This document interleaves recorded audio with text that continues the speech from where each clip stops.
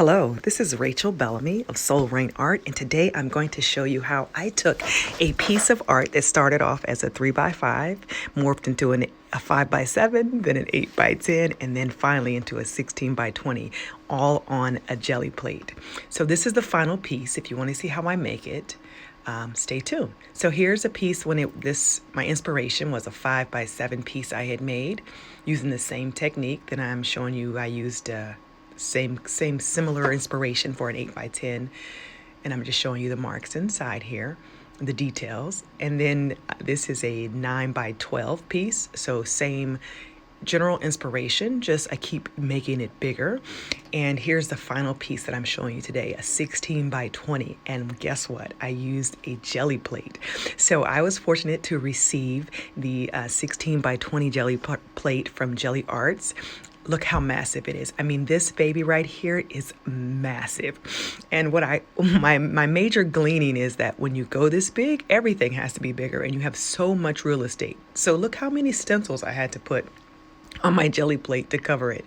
I had to use like 5 or 6, but anyway, so that was one of my major takeaways, that when you go that big, you have to either use more or larger supplies. And so you'll see here, I'm going to use my large brayer in creating this, just because I need to be able to smooth it around faster and work faster. And so I pulled out my big brayers.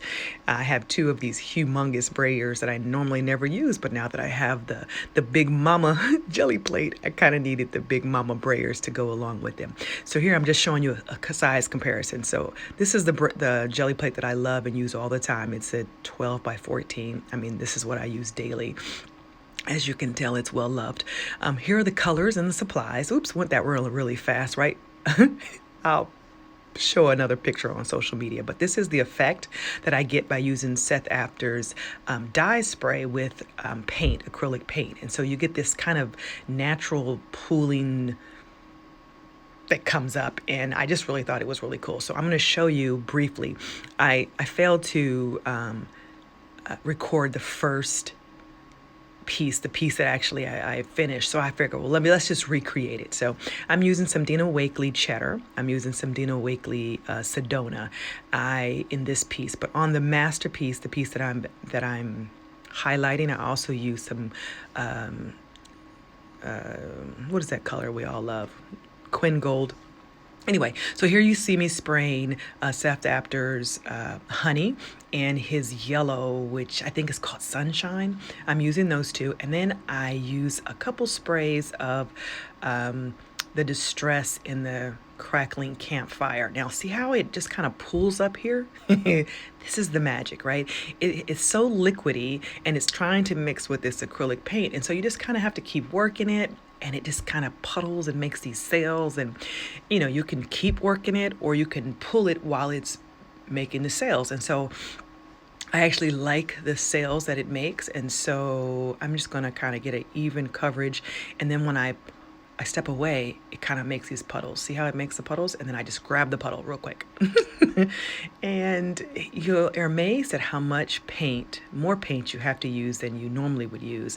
But isn't that fabulous? Okay, so I'm going to do a couple more pulls, because you see I still have a very juicy plate, and I don't have enough paper handy, big sheets of paper, but we're going to play along and put down a piece of canvas paper. I love canvas paper. It's my new thing. Thank you, Seth, for teaching us about canvas paper. It is one of my new favorites.